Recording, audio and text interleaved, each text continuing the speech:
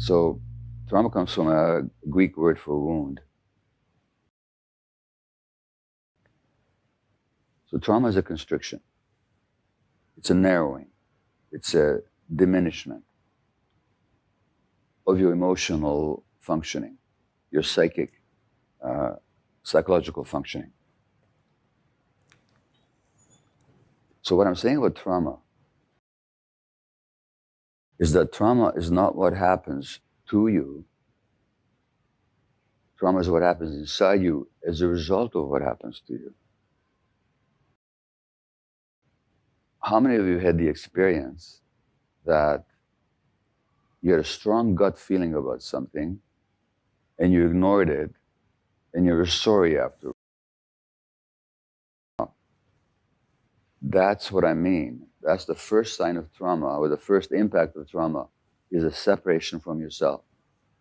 Because your gut feelings are the strongest guide for what you need in the world. They're essential. How long would you survive out there in nature if you ignored your gut feelings? You wouldn't. You'd be dead. That's how important gut feelings are. What makes us disconnect from our gut feelings so that they're actually even there telling you and you ignore it? Well, you've been disconnected from yourself. That's the first impact of trauma, is a disconnection from the self. The second impact of trauma is you disconnect from other people. No, you just don't trust others. You just don't trust others. And you feel very much isolated and on your own. So addiction is a very lonely kind of thing. Even if you use addiction to connect with other people, you're using it because you feel isolated. So there's a disconnection from other people, a mistrust, and isolation. That's the second impact of trauma. The third impact of trauma is your view of the world. So how do you see the world? What kind of world do you live in? So how I see the world, that's the world I live in. So if I see the world as hostile and dangerous and untrustworthy, I'm going to have a very different life. And if I see the world as basically a good place where there's suffering and there's joy, it's complex, but fundamentally, I belong here. I live in a very different world if I believe that than if I'm convinced that it's a hostile, dangerous world. So trauma distorts your view of the world in a negative way. Number 4, trauma gives you pain.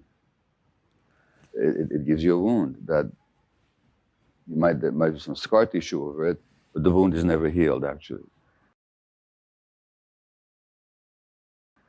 So there's pain there. And then that's pain that you need to escape from. So it imposes a lifelong pain. When I say lifelong, I mean until you deal with it. That's the 4th impact of trauma.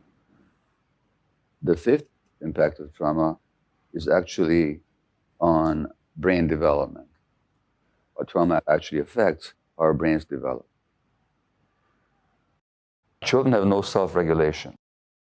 So if you're stressed as an adult, if you're mature enough, you can regulate yourself. You can take a few breaths, you can calm yourself down, you can say, okay, slow down, let me think about this, let me deal with this. An infant can't do that. Infant's got no self-regulation whatsoever. So the infant's brain requires the mature function of the adult's brain to regulate itself. But what if the adult's brain is not functioning maturely because that adult themselves never got the right conditions for the healthy development? Now you have an immature adult's brain regulating or trying to regulate an immature infant's brain. So that self-regulation never develops.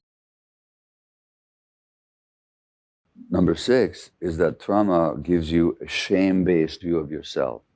So you become actually ashamed of who you are. Not just of what you do, but of who and what you are as a person.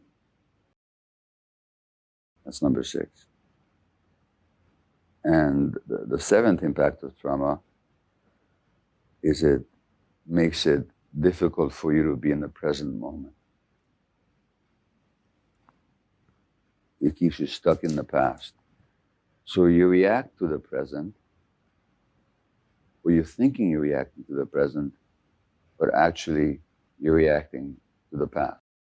And that's an important one because it affects everybody.